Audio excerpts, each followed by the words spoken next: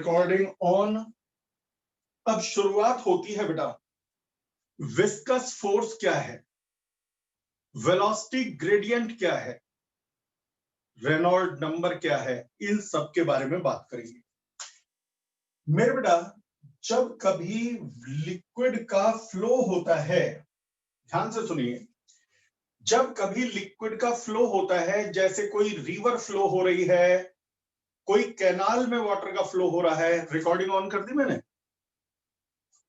हाँ है, तो रिवर का फ्लो हो रहा है, तो एक बात याद रखना, रिवर में सबसे नीचे वाला लिक्विड ऑलमोस्ट रेस्ट पर रहता है, उससे ऊपर वाला लिक्विड थोड़ा फास्ट चलता है, उससे ऊपर वाला लिक्विड और फास्ट चलता है, उससे ऊपर वाला लिक्विड और फास्ट चलता है, उससे ऊपर वाला लिक्विड और फास्ट चलता है।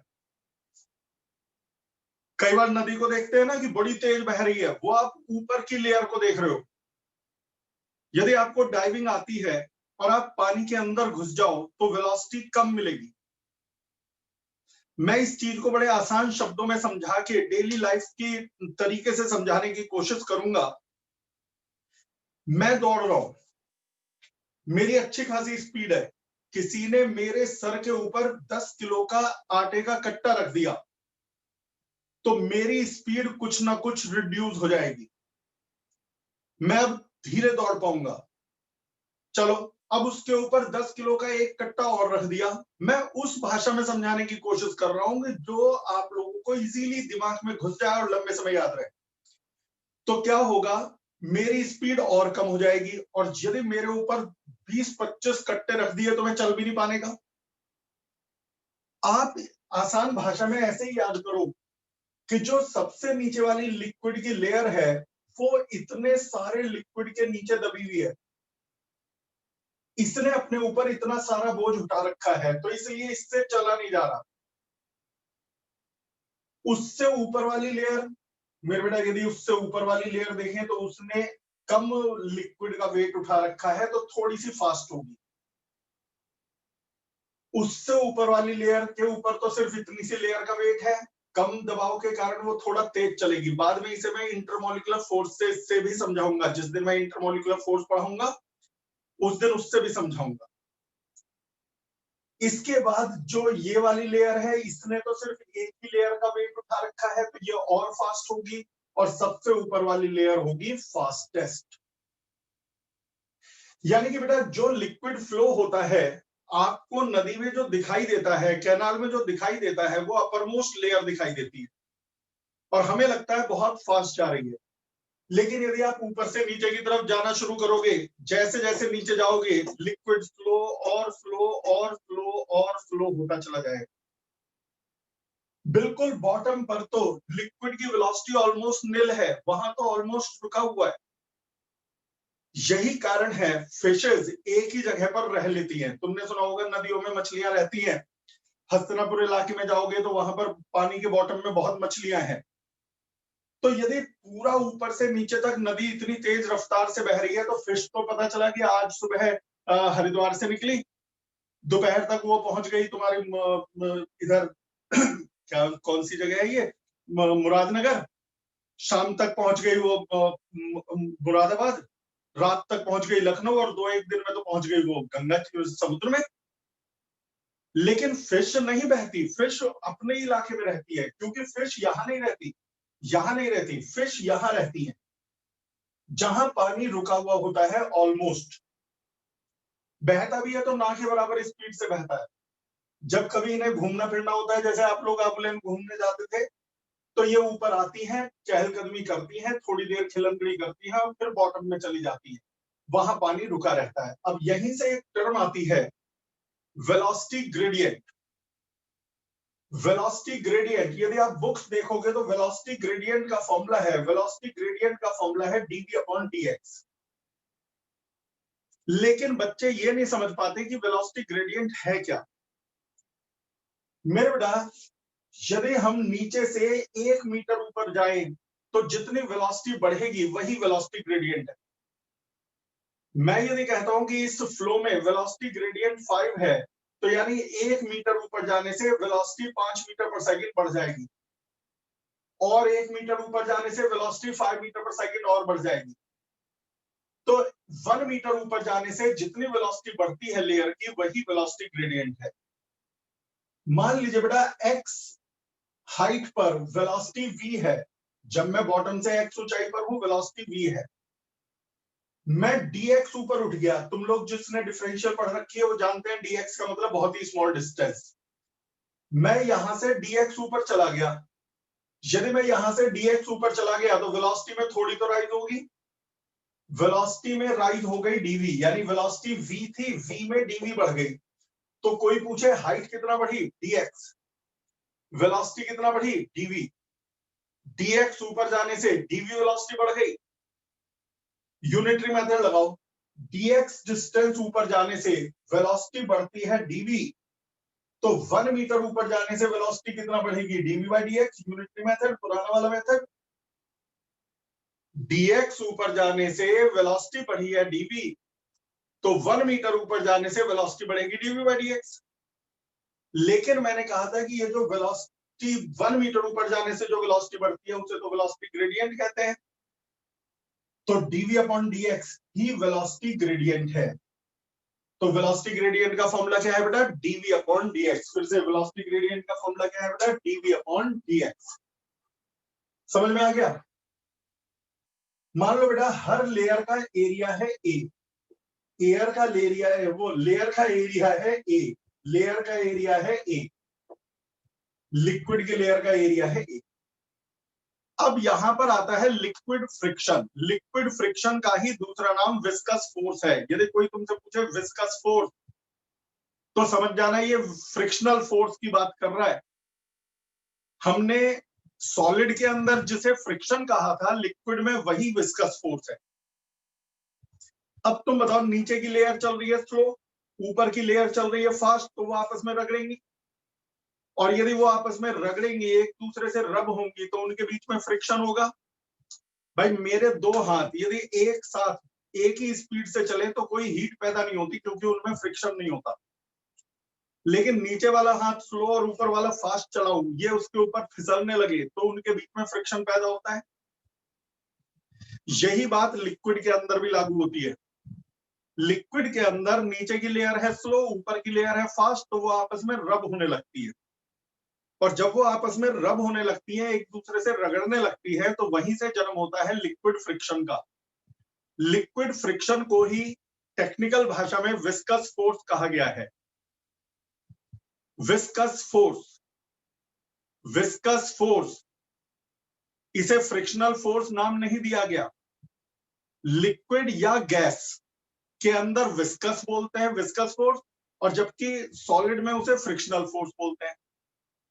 तो हमारे साइंटिस्ट ने जब स्टडी किया तो पता चला कि विस्कस फोर्स डायरेक्टली प्रोपोर्शनल है लेयर के एरिया पर, यानी जिस लेयर का, लिक्विड की लेयर का एरिया ज्यादा होता है उनमें विस्कस फोर्स ज्यादा होता है।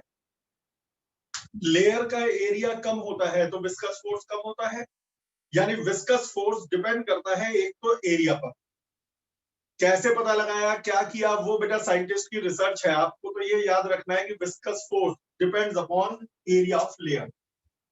इसके अलावा विस्कस फोर्स डिपेंड करता है वेलोसिटी ग्रेडियंट पर, dv अपॉन dx पर। जिनमें वेलोसिटी ग्रेडियंट ज्यादा होता है वहां विस्कस फोर्स ज्यादा होता है, जहां वेलोसिटी ग्रेडियंट कम होता है वहां विस्कस फोर्स कम होता है। विस्कस फोर्स मेनली दो चीजों पर डिपेंड करता है, एरिया पर, एरिया ऑफ लेयर पर, और वेलोसिटी ग्रेडियंट पर। इन दोनों को एक साथ लिख दे तो विस्कस फोर्स डायरेक्टली प्रोपोर्शनल है a dv by dx। अब प्रोपोर्शनलिटी का साइन हटा के इक्वल का साइन लगा दे तो यहाँ ईटा आ जाता है। ये प्रोपोर्शनलिटी कांस्टेंट है जिसका नाम है coefficient of viscosity. Coefficient of viscosity dimensional analysis के समय ये पढ़ाया गया था, जिसका डायमेंशनल फॉर्मूला था ml-1 t-1। तो फोर्स का फॉर्मूला हो गया, विस्कस फोर्स का फॉर्मूला हो गया ईटा a dv by dx। Books में यहाँ पे माइनस लगा रखा है, उनसे पूछो माइनस क्यों लगा रखा है, तो बुक पे लिखा है क्योंकि ये एक तरह का फ्रिक्शन है, ये मोशन को अपोज करता है, इसलिए माइनस साइन लगा दिया। स्कूल में भी आपको माइनस लगवाएंगे। अब यदि बेटा स्कूल में भी माइनस लगाएंगे, बुक में भी माइनस लगाएंगे, तो हम भी लगवा देते हैं कि भाई अपोजिंग फोर्स है इसलिए माइनस आ गया। लेकिन सोचने वाली बात यह है कि यदि हर अपोजिंग फोर्स को माइनस ही लिखना है तुम्हें, तो जब आपने फ्रिक्शन के फॉर्मूले लगाए थे mu R, mu M G cos theta, तो वो भी तो फ्रिक्शन था, वहां भी माइनस लगाना चाहिए था। खैर छोड़ो, ये अलग मैटर पे चले जाएंगे। आपको स्कूल में माइनस लगवाएंगे तो माइनस लगा देना, वैसे न्यूमेरिकल में माइनस नहीं लगाना है। जब भी विस्कस फोर्स का न्यूमेरिकल आएगा, आपको माइनस का साइन नहीं यूज करना है, आपको फॉर्मूला लगाना है विस्कस फोर्स का, eta A d v by d x. Eta क्या है? Coefficient of viscosity. ए क्या है? Area of layer. D v by d x क्या है? Velocity gradient. न्यूमेरिकल के समय कोई माइनस नहीं लगेगा, और एक आध स्कूल लगवाता भी नहीं है, तो जैसे आपको कहीं बेटा वैसे कर लेना, न्यूमेरिकल में तो लगने का नहीं। चलिए, अब जिस मटेरियल में कोफिशिएंट ऑफ विस्कोसिटी ज्यादा होता है, हर लिक्विड में, हर गैस में कोफिशिएंट ऑफ विस्कोसिटी अलग अलग होता है। जिसमें कोफिशिएंट ऑफ विस्कोसिटी हाई होती है, वहां विस्कस फोर्स भी ज्यादा होता है। कुछ होते हैं ना गाढ़े लिक्विड जिनमें फ्रिक्शन ज्यादा होता है, तुम्हारे को एक हाथ में पानी दे दें जग में भर के, और एक हाथ में दे दें फेविकॉल, दोनों को जमीन पे बहा दो, पानी दूर तक बहता चला जाएगा, जबकि फेविकॉल जरा सी दूर जाकर के रुक जाएगा। क्यों? क्योंकि फेविकॉल के अंदर विस्कस फोर्स ज्यादा है। तो फेविकॉल के अंदर विस्कस फोर्स ज्यादा है क्योंकि उसका कोफिशिएंट ऑफ विस्कोसिटी ज्यादा है। हाई कोफिशिएंट ऑफ विस्कोसिटी मतलब हाई विस्कस फोर्स। अब मेरे बेटा ईटा ए डीवी बाई डीएक्स वाला फॉर्मूला हमारा हो गया। अब आता है इसके बाद हमारा स्ट्रीमलाइंड और टर्बुलेंट फ्लो। स्ट्रीमलाइंड और टर्बुलेंट फ्लो, जरा ध्यान से सुनिएगा, समझिएगा, ये समझ में आ गया होगा कि कोफिशिएंट ऑफ विस्कोसिटी क्या है, विस्कस फोर्स क्या है। अच्छा, लिक्विड के फ्रिक्शन यानी कि विस्कस फोर्स और सॉलिड के फ्रिक्शन में दो तीन अंतर है। लिक्विड का फ्रिक्शन एरिया पर डिपेंड करता है, जबकि सॉलिड का जो फ्रिक्शन था mu M G cos theta, वो एरिया पे डिपेंड नहीं करता। ध्यान दो, उस फॉर्मूले में कहीं भी एरिया नहीं था। यदि आपने लॉज ऑफ मोशन वगैरह ढंग से पढ़ा है तो फ्रिक्शन का कोई भी न्यूमेरिकल याद करके देखो, म्यू आर लगाते थे, म्यू एम जी लगाते थे, mu M G cos theta लगाते थे, किसी में एरिया नहीं था। सॉलिड का फ्रिक्शन एरिया पे डिपेंड नहीं करता, जबकि लिक्विड और गैस का फ्रिक्शन यानी कि विस्कस फोर्स एरिया पर डिपेंड करता है। दूसरा, सॉलिड के केस वाला फ्रिक्शन वेलोसिटी वगैरह पे डिपेंड नहीं करता था, वेलोसिटी ग्रेडियंट वगैरह पे डिपेंड नहीं करता था। वहां तो म्यू एम जी लगना है तो म्यू एम जी लगना है, इंक्लाइन पे mu M G cos theta लगना है तो mu M G cos theta लगना है, म्यू आर लगना है तो म्यू आर लगना है। वेलोसिटी का रोल ही नहीं था। जबकि ये वेलोसिटी ग्रेडियंट पर डिपेंड करता है, यानी ये वेलोसिटी डिपेंडेंट है, रिलेटिव वेलोसिटी पर डिपेंड करता है। फिर इसके बाद तीसरा एक और जो लिक्विड वाला फ्रिक्शन है वो टेम्परेचर डिपेंडेंट भी है। टेम्परेचर डिपेंडेंट, ये जो कोफिशिएंट ऑफ विस्कोसिटी है, हायर क्लासेस में पढ़ोगे, coefficient of velocity inversely proportional होता है स्क्वायर रूट ऑफ टेम्परेचर के। जब किसी लिक्विड को गर्म करते हैं तो उसका फ्रिक्शन यानी विस्कस फोर्स कम हो जाता है। आज क्योंकि पहली बार पढ़ रहे हो तो मैं फ्रिक्शन वर्ड का यूज भी कर रहा हूँ। लिक्विड और गैस में फ्रिक्शन का नाम मत ले लेना, लिक्विड और गैस में फ्रिक्शन की जगह विस्कस फोर्स ही बोला जाएगा। लेकिन एक बार जरा जान पहचान सी हो जाए ना, ये विस्कस फोर्स है क्या चीज, क्या भला है, क्या पढ़ रहे हैं हम लोग, तो मैं फ्रिक्शन वर्ड भी बीच बीच में यूज कर रहा हूँ कि आप समझ जाए, आपका ब्रेन ट्यून हो जाए कि ये विस्कस फोर्स फ्रिक्शन ही है एक तरह से। तो सॉलिड और लिक्विड के फ्रिक्शन में यानी अंतर है। और जब मैं लिक्विड कह रहा हूं, बेसिकली ये सिर्फ लिक्विड के लिए नहीं, लिक्विड और गैस दोनों के लिए है, यानी फ्लूइड्स के लिए है। फ्लूइड किसे कहते हैं? The thing that can flow is a fluid. जो बह सकता है वो फ्लूइड है। तो लिक्विड भी बह सकता है, वो भी फ्लूइड है, और एयर या गैस भी बह सकती है, फ्लो कर सकती है, तो वो भी फ्लूइड है। तो ये जो सारी बातें हुई हैं ये लिक्विड और गैस दोनों के लिए यानी फ्लूइड के लिए हुई है। तो ये सारे आप लोगों ने समझ लिया। अब आता है स्ट्रीमलाइंड और टर्बुलेंट फ्लो। मेरे बेटा स्ट्रीमलाइन फ्लो किसे कहते हैं? मान लो ये एक ट्यूब है, इसमें लिक्विड बह रहा है, यहां से मॉलिक्यूल आ रहे हैं, और यहां से निकल के जा रहे हैं। तो स्ट्रीमलाइन फ्लो की डेफिनेशन सुनना, A flow is said to be streamlined. गौर से सुनिए, a flow is said to be streamlined if all molecules passing through the given point move with same speed in same direction.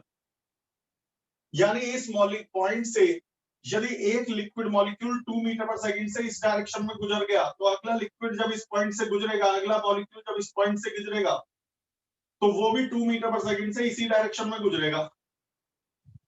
फिर उसकी जगह तीसरा liquid molecule आ जाएगा, क्योंकि liquid तो बह रहा है, वो भी 2 मीटर पर सेकंड से इसी डायरेक्शन में गुजरेगा। कई बच्चे कहते हैं ऐसा ही होता है। मेरे बेटा, हर फ्लो में ऐसा नहीं होता। जहां ऐसा हो जाए वो स्ट्रीमलाइन, और जहां ऐसा ना हो वो टर्बुलेंट। पता चला एक मॉलिक्यूल यहां से गुजरा 2 की स्पीड से, दूसरा मॉलिक्यूल यहां से गुजरा 3 की स्पीड से, तो it is not streamline. Direction भी नहीं बदलनी चाहिए। मान लो पहला मॉलिक्यूल 2 मीटर पर सेकंड से इधर गया, दूसरा मॉलिक्यूल 2 मीटर पर सेकंड से इधर गया, ये भी स्ट्रीमलाइन नहीं है। एक पॉइंट से जाने वाले सारे मॉलिक्यूल, एक पॉइंट से गुजरने वाले सारे मॉलिक्यूल सेम स्पीड से सेम डायरेक्शन में चलेंगे। यही स्ट्रीमलाइन फ्लो की पहचान है। स्ट्रीमलाइन फ्लो समझ में आ गया कि कोई भी पॉइंट, आप कोई भी पॉइंट ले लो, मान लो इस पॉइंट से सारे मॉलिक्यूल 2 मीटर पर सेकंड से जा रहे हैं इस डायरेक्शन में, इस पॉइंट से सारे मॉलिक्यूल 1 मीटर पर सेकंड से जा रहे हैं। ठीक है, ये दो अलग अलग पॉइंट है, दोनों में स्पीड अलग हो सकती है। इस वाले पॉइंट पर 3 मीटर पर सेकंड से जा रहे हैं। तो जो भी यहां से गुजरे, जितने भी मॉलिक्यूल, लाखों चाहे करोड़ों, वो सारे 1 मीटर पर सेकंड से इसी डायरेक्शन में जाने चाहिए। जो भी यहां से गुजरे वो 2 मीटर पर सेकंड से इसी डायरेक्शन में जाने चाहिए, और जो भी यहां से गुजरे वो 3 मीटर पर सेकंड से इसी डायरेक्शन में जाने चाहिए। ये एक उदाहरण है। ऐसा फ्लो कहलाता है स्ट्रीमलाइन फ्लो। स्ट्रीमलाइन किसे कहते हैं? एक मॉलिक्यूल का पूरा पाथ स्ट्रीमलाइन कहलाता है। जैसे एक मॉलिक्यूल यहां से गया और यहां से निकल गया, तो ये जो पूरा ट्रैक है, मॉलिक्यूल का रास्ता है, इसे बोलते हैं एक स्ट्रीमलाइन। ये दूसरे मॉलिक्यूल का ट्रैक है, ये दूसरी स्ट्रीमलाइन। ये तीसरे मॉलिक्यूल का ट्रैक है, ये तीसरी स्ट्रीमलाइन। ये चौथे मॉलिक्यूल का ट्रैक है, ये चौथी streamline. Path of a molecule is called streamline. Streamline क्या है? Path of a molecule. यदि मैं कहता हूं ये स्ट्रीमलाइन है, इसका मतलब मॉलिक्यूल इस रास्ते से जा रहे हैं। Two streamlines can never intersect. दो स्ट्रीमलाइन एक दूसरे को कट नहीं कर सकती। क्यों नहीं कर सकती? फिर तो ये स्ट्रीमलाइन फ्लो ही नहीं रहेगा। स्ट्रीमलाइन फ्लो की पहचान क्या है? एक पॉइंट से जाने वाले सारे मॉलिक्यूल एक ही स्पीड से एक ही डायरेक्शन में जाएं। लेकिन मान लो एक मॉलिक्यूल यहां से आके यहां चला गया, दूसरा मॉलिक्यूल यहां से आके यहां चला गया, तो जरा इस वाले पॉइंट पर देखो, इस पॉइंट पर एक मॉलिक्यूल इस डायरेक्शन में गया, दूसरा मॉलिक्यूल उस डायरेक्शन में गया। फिर कह रहा हूं, मैं ये कह रहा हूं कि ऐसा नहीं कि ऐसा हो नहीं सकता। स्ट्रीमलाइन्ड फ्लो में ऐसा नहीं हो सकता, टर्बुलेंट फ्लो में हो जाएगा। एक मॉलिक्यूल यहां जाए और एक यहां जाए, टर्बुलेंट फ्लो में संभव है, स्ट्रीमलाइन फ्लो में संभव नहीं है। क्योंकि इस पॉइंट से एक मॉलिक्यूल इधर गया, एक इधर गया, तो ये तो स्ट्रीमलाइन फ्लो की डेफिनेशन के ही अगेंस्ट हो गया। हमारे स्ट्रीमलाइन फ्लो की तो डेफिनेशन ये थी कि एक पॉइंट से सारे मॉलिक्यूल एक ही स्पीड से एक ही डायरेक्शन में जाएं, और यहाँ तो एक पॉइंट से जाने वाला एक इधर गया, एक इधर गया, तो ये फ्लो स्ट्रीमलाइन नहीं है। तो इसका मतलब कोई मॉलिक्यूल किसी मॉलिक्यूल का रास्ता नहीं काटता। स्ट्रीमलाइन फ्लो में मॉलिक्यूल्स एक दूसरे के पाथ को काटते नहीं है, पैरेलल चलते रहते हैं। यानी एक मॉलिक्यूल यहां जा रहा है, दूसरा बिना टकराए उसके बराबर में चल रहा है, तीसरा बिना टकराए यहां चल रहा है, कोई किसी का रास्ता नहीं काट रहा। जबकि टर्बुलेंट फ्लो में एक मॉलिक्यूल यहां जा रहा है, दूसरा उसे टक्कर मारता हुआ यहां जा रहा है, तीसरा टक्कर मारता हुआ यहां जा रहा है, चौथा यहां जा रहा है। ये टर्बुलेंट फ्लो होता है। ये स्ट्रीमलाइन फ्लो। स्ट्रीमलाइन फ्लो में क्या समझे कि कोई मॉलिक्यूल दूसरे मॉलिक्यूल का पाथ नहीं काटता, इसीलिए स्ट्रीमलाइन फ्लो में आवाज नहीं होती। देखो बेटा, नदी बहती है तो पानी की बड़ी तेज आवाज आती है। क्यों आती है? क्योंकि मॉलिक्यूल से एक दूसरे से टकरा रहे हैं। स्ट्रीमलाइन फ्लो में मॉलिक्यूल से एक दूसरे से टकराते ही नहीं, इसलिए आवाज ही नहीं होती। आपको पता ही नहीं चलेगा। यदि स्ट्रीमलाइन फ्लो हो रहा है तो आपको पता भी नहीं चलेगा कि पानी बह रहा है। तुम देखो बाजार में टैप आते हैं, नल आते हैं, जैगुआर के आते हैं और बड़ी बड़ी कंपनियों के आते हैं। 8-8 हजार 10-10 हजार रुपए का एक टैप है। अब सोचने की बात है 8 हजार का टैप क्यों है? जब बाजार में 100 रुपए का नल भी है तो 8 हजार का नल क्यों ले? क्योंकि उसमें उन्होंने ऐसी टेक्नोलॉजी लगाई हुई है, अंदर इस तरह से डिजाइन किया है कि जब पानी अंदर से बाहर निकलता है तो स्ट्रीमलाइन फ्लो में निकलता है। वॉश बेसिन में पानी चल रहा होगा, आप यदि उसे देखो ना तो आपको पता ही नहीं चलेगा कि पानी चल रहा है। आपको पता ही महसूस ही नहीं होने का, आवाज ही नहीं आने की। पानी बह रहा है पूरा धकाधक, आवाज नहीं आ रही। स्ट्रीमलाइन फ्लो में आवाज नहीं आती, नॉइजलेस होता है, बहुत होनी ही नहीं चाहिए आवाज। जबकि टर्बुलेंट फ्लो में मॉलिक्यूल एक दूसरे से टकरा टकरा के उछलते रहते हैं और इसीलिए टर्बुलेंट फ्लो में शोर शराबा बहुत होता है। तो आपसे कोई पूछे नदी का फ्लो स्ट्रीमलाइन है या टर्बुलेंट है, तो जवाब है नदी का फ्लो स्ट्रीमलाइन हो ही नहीं सकता। नदी में और नहर में अंतर क्या है? नदी जो है नेचुरल बनी होती है, रिवर नेचुरल बनी होती है। नदी के बेस में पत्थर पड़े रहते हैं। जब पानी यहां से बहता है तो नीचे पत्थरों से टकरा के मॉलिक्यूल ऊपर की तरफ को भागते हैं और दूसरे मॉलिक्यूल से टकराते हैं। फिर ये वाला इससे टकराएगा, ये इससे टकराएगा, अफरा तफरी का माहौल हो जाता है। तो ये बहुत जबरदस्त टर्बुलेंट फ्लो है और इसीलिए नदी के पास बड़ी तेज आवाज आती है पानी की, टर्बुलेंट है। जबकि नहर में कम, देख नहर पूरा स्ट्रीमलाइन तो है ही नहीं, लेकिन नहर जो है वो रिवर के कंपैरिजन में बहुत ज्यादा स्ट्रीमलाइंड है। क्योंकि कैनाल जो होती है वो मैन मेड होती है, उसके बेस पर पत्थर नहीं पड़े होते, उसके बेस पर सीमेंटेड प्लास्टर किया रहता है। तो जब पानी की लेयर चलती है तो वो एक दूसरे से बहुत कम टकराती है। मैं ये तो नहीं कह रहा कोई मॉलिक्यूल किसी से टकराते ही नहीं, टकराते हैं, लेकिन नदी के कंपैरिजन में यहाँ कोलिजन बहुत कम होते हैं। नदी का तो, रिवर का तो फ्लो बिल्कुल ही 100% स्ट्रीम वो टर्बुलेंट है। इसका फ्लो काफी हद तक स्ट्रीमलाइन है, बहुत कम टर्बुलेंस है, इसीलिए इसमें आवाजें कम होती है। तो नहर तभी तो खतरनाक मानी जाती है। नहर में ना जब पास में बैठो, पानी की बड़ी हल्की आवाज आएगी, ऐसा लगेगा जैसे पानी बड़ा धीरे बह रहा है, लेकिन जो कूदता है उसे पता चल जाता है पानी का फ्लो कितना तेज है। तभी कहते हैं नहर में बहुत ट्रेंड और एक्सपर्ट बंदा ही तैर सकता है, हर कोई नहीं तैर सकता। तो ये हमारा ये आ गया स्ट्रीमलाइंड और टर्बुलेंट फ्लो के बारे में। तो रिवर ज्यादा टर्बुलेंट है और जो ये हमारी कैनाल है वो कम टर्बुलेंट है, ज्यादा स्ट्रीमलाइंड है। आजकल की जो कारें हैं वो स्ट्रीमलाइन बनाई जा रही है जिससे चलते समय आवाजें ना पैदा करें। देखो बेटा, आजकल की कारों के ये डिजाइन होते हैं इस तरह के ऑलमोस्ट, जबकि पुराने जमाने की एम्बेसडर या फिएट देखोगे तो वो इस तरह की होती थी कारें। आजकल की कारों में फ्लैट सरफेस नहीं देते सामने। अब ये जो है बहुत ज्यादा टर्बुलेंस पैदा कर देता था। ये कारें टर्बुलेंस पैदा नहीं करती, कम टर्बुलेंस करती हैं। इसीलिए तेज आवाज, तेज चलते समय भी बाहर की आवाज बहुत धीरे आती है। इनमें क्या होता था, मान लो ये कार चल रही है, हवा इसके ऊपर से बह रही है, एयर के मॉलिक्यूल फ्लैट सरफेस से टकरा के ऊपर चले गए और चेन रिएक्शन शुरू हो गई टक्करों की। तो एयर के मॉलिक्यूल्स आपस में इतनी तेज टकराने लगते थे कि हमें बहुत तेज शोर सुनाई देता था। यदि कार की खिड़की खोल दी तो आवाज बड़ी भयंकर सुनाई देती थी। ये थी बिल्कुल बेकार की कारें। आजकल की कारों को इस तरह से डिजाइन किया जाता है कि इसमें टर्बुलेंस होगा लेकिन कम हो। जब मॉलिक्यूल्स इसके ऊपर से, एयर के मॉलिक्यूल बहते हैं तो वो इसके साथ साथ बहते चले जाते हैं, इसके साथ साथ बहते चले जाते हैं आपस में। जैसे इसमें फ्लैट सरफेस के कारण मॉलिक्यूल ऊपर के टकरा गए थे, इसमें टकराने नहीं देते, जिस कारण यहाँ पे आवाजें कम होती हैं इसके कंपैरिजन में। इसे बोलते हैं स्ट्रीमलाइंड कार। ये स्ट्रीमलाइंड है, ये स्ट्रीमलाइंड कार नहीं है। तो मेरे ख्याल में स्ट्रीमलाइन और टर्बुलेंट फ्लो के बारे में आपको समझ में आ गया। इसके बाद आता है बेटा रेनॉल्ड नंबर। ये रेनॉल्ड नंबर क्या चीज है? तो मेरे बेटा प्रॉपर्टीज ऑफ मैटर मैंने पहले ही बता दिया है, 2-3 दिन की थ्योरी रह गई है।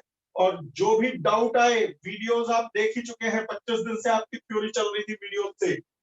जो भी डाउट आए मेरे से डिस्कस करे बगैर रख मत देना कि अरे हो गया, मुझे बताओगे आप व्हाट्सएप पर, जरूरत पड़ी टॉपिक दोबारा समझा देंगे। तुम लोगों ने लगभग 1 महीने का समय बचा लिया वीडियो सारी बाई साइड पढ़ के, तो डबल तो मेहनत हुई, लेकिन आपने 1 महीना बचा लिया, नहीं तो इसकी थ्योरी में 1 मंथ लगता है। तो मेरे बेटा अब स्ट्रीमलाइन और टर्बुलेंट फ्लो के ऊपर बहुत रिसर्च करी थी एक साइंटिस्ट ने जिनका नाम था रेनॉल्ड। अलग अलग पाइप के अंदर लिक्विड के फ्लो को स्टडी करते थे।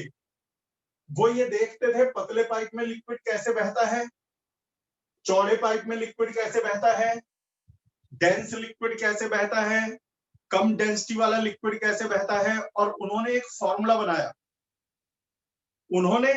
फॉर्मूला बनाया जिसे हम कहते हैं रेनॉल्ड नंबर। डायमेंशनल एनालिसिस में इसके ऊपर आ चुका है। रेनॉल्ड नंबर का फॉर्मूला है 2RV रो अपॉन ईटा। 2RV रो अपॉन ईटा। ये ट्यूब की रेडियस है, ये लिक्विड की वेलोसिटी है v, रो लिक्विड की डेंसिटी है, और ईटा लिक्विड की विस्कोसिटी है। ठीक है बेटा, कोएफिशिएंट ऑफ विस्कोसिटी है। जब आप इन्हें सॉल्व करके निकालते हो, मान लो किसी ट्यूब में लिक्विड बह रहा है, तो जो लिक्विड बह रहा है उसकी डेंसिटी रख दो, उसकी कोएफिशिएंट ऑफ विस्कोसिटी रख दो, लिक्विड की वेलोसिटी रख दो और ट्यूब की रेडियस रख दो, तो कुछ तो आंसर आएगा। जो आंसर आएगा उसे बोलेंगे रेनॉल्ड नंबर। उन्होंने देखा कि जब रेनॉल्ड नंबर 2000 से 2000 से कम होता है, जब रेनॉल्ड नंबर 2000 से कम आता है तो फ्लो पूरी तरह स्ट्रीमलाइन होता है, बिना आवाज के होता है। और जब रेनॉल्ड नंबर 3000 से ज्यादा आता है तो फ्लो पूरी तरह से टर्बुलेंट होता है, बहुत शोर शराबा करता है, लिक्विड के मॉलिक्यूल एक दूसरे से बहुत टकराते हैं। 2000 से नीचे बिल्कुल नॉइजलेस फ्लो होगा। 3000 से ऊपर जबरदस्त शोर शराबा होगा। और 2000 से 3000 के बीच आ जाए आंसर, तो ये अनस्टेबल फ्लो होता है। मतलब पूरी तरह से वो स्ट्रीमलाइन भी नहीं है, पूरी तरह से टर्बुलेंट भी नहीं है। ऐसा भी नहीं है कि टर्बुलेंट फ्लो जैसी बड़ी भयंकर आवाजें आ रही हैं, ड्रैग हो रहा है, और स्ट्रीमलाइन की तरह बिल्कुल शांत भी नहीं है। जैसे कैनाल में होता है, कैनाल का फ्लो पूरी तरह बिना आवाज के बगैर तो है नहीं, तो वो पूरी तरह से टर्बुलेंट भी, वो स्ट्रीमलाइन नहीं है। लेकिन नदी जितना शोर शराबा भी नहीं करता, और यदि नदी जितना शोर शराबा भी नहीं करता तो उतना टर्बुलेंट भी नहीं है। तो ऐसा फ्लो कहलाता है अनस्टेबल फ्लो। तो जब 2000 से नीचे आएगा रेनॉल्ड नंबर, तो फ्लो पूरी तरह स्ट्रीमलाइन। 3000 से ऊपर आएगा पूरी तरह टर्बुलेंट, और 2000 से 3000 के बीच का फ्लो कहलाता है अनस्टेबल फ्लो। ना तो 100% स्ट्रीमलाइन, ना 100% टर्बुलेंट। उन्होंने एक चीज और देखी जिसे कहा critical velocity. Critical velocity R eta upon rho R. उन्होंने देखा कि भाई ट्यूब के अंदर एक खास वेलोसिटी होती है जिसका नाम है क्रिटिकल वेलोसिटी। यदि लिक्विड क्रिटिकल वेलोसिटी से धीरे चले, यदि लिक्विड क्रिटिकल वेलोसिटी से धीरे चले तो स्ट्रीमलाइन होता है फ्लो, और जब क्रिटिकल वेलोसिटी से तेज चले तो टर्बुलेंट होता है। जैसे मेरे पास एक पाइप है, मैंने कह दिया इसके अंदर क्रिटिकल वेलोसिटी 10 मीटर पर सेकंड है, मैंने कह दिया क्रिटिकल वेलोसिटी 10 मीटर पर सेकंड है। तो यदि 10 मीटर पर सेकंड से धीरे लिक्विड का फ्लो कराओगे तो आवाज नहीं होगी, शोर शराबा नहीं होगा, मॉलिक्यूल टकराएंगे नहीं, स्ट्रीमलाइन होगा। और यदि उससे क्रिटिकल वेलोसिटी से तेज लिक्विड जाएगा तो टर्बुलेंट हो जाएगा। तो क्रिटिकल वेलोसिटी से कम वेलोसिटी पर स्ट्रीमलाइन, क्रिटिकल वेलोसिटी से ज्यादा वेलोसिटी पर टर्बुलेंट फ्लो। तो क्रिटिकल वेलोसिटी निकाले कैसे, ये फॉर्मूला भी रेनॉल्ड ने ढूंढा था। क्रिटिकल वेलोसिटी का फॉर्मूला है R eta upon rho R. R है रेनॉल्ड नंबर जो यहां से आया था, ईटा है कोएफिशिएंट ऑफ विस्कोसिटी, रो है डेंसिटी और आर है रेडियस। कुछ बुक्स में रेनॉल्ड नंबर को के कहा गया है तो वो कहते हैं के ईटा अपॉन रो आर। आपके स्कूल में जो भी कहे, मैं आपको हमेशा से सिखाता हूँ कि बेटा सिंबल इतना इंपॉर्टेंट नहीं है, नॉलेज होनी चाहिए। तो ये है बेटा, मैं लिखता हूँ R eta upon rho R, दोनों आर काट मत देना, ये रेनॉल्ड नंबर है और ये रेडियस है। अच्छा, क्रिटिकल वेलोसिटी का फॉर्मूला याद, वो रेनॉल्ड नंबर का फॉर्मूला याद कैसे रखें, 2r v रो अपॉन ईटा। तो रेनॉल्ड नंबर का फॉर्मूला ये है बेटा रेनॉल्ड नंबर का फॉर्मूला। कई बच्चे कहेंगे ये क्या फॉर्मूला है, ये ऊपर है डीवीडी, डीवीडी आती है ना जैसे CD DVD compact disc type से, और नीचे है ईटा।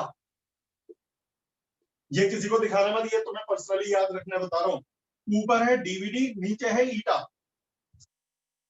पहला डी है डायमीटर यानी कि 2r, पहला डी है डायमीटर यानी 2r, दूसरा v है वेलोसिटी, तीसरा डी है डेंसिटी, डेंसिटी का सिंबल रो। पहला डी है डायमीटर यानी कि 2r, v है वेलोसिटी और तीसरा डी है डेंसिटी यानी कि रो, और अपॉन है ईटा। ये ईटा की जगह ईटा बना लो, दिस इज ईटा। ठीक है, तो जब भी आप रेनॉल्ड नंबर का फॉर्मूला भूल जाओ तो एक ईंटे के ऊपर रखी डीवीडी याद कर लेना। ईंटा वही ब्रिक जिससे मकान बनते हैं, तो ऊपर है डीवीडी, नीचे है ईंटा। अब डीवीडी में पहला डी क्या है बेटा हमारा, डायमीटर यानी ट्वाइस रेडियस, और आखिरी का डी क्या है, डेंसिटी जिसे रो कहते हैं। खैर ये तो आपके ऊपर है कैसे याद करते हो, मुझे तो चाहिए कि भाई जब न्यूमेरिकल आएंगे तो ये याद करना पड़ेगा।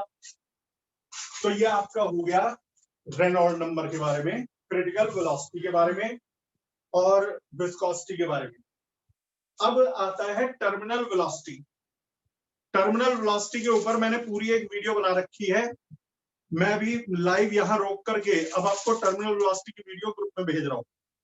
पढ़ाई अभी खत्म नहीं हुई है, सीधे ग्रुप में घुस जाओ, और नोट्स जो मैंने आपको पीडीएफ में दे रखे हैं, नोट्स से सारी वीडियो आप देख ही चुके हो, नोट्स में निशान लगा लो कि कौन कौन से टॉपिक आपको नहीं मिले या कौन से समझ में नहीं आए। वो लिस्ट बना करके मुझे देते रहना। याद रखना, एक एक टॉपिक जब तक आपके दिमाग में घुसा नहीं दूंगा तब तक चैप्टर खत्म नहीं करने की।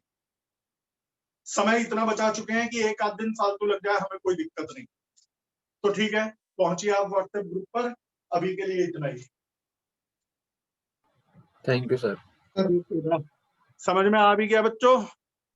Yes sir. Yes, sir.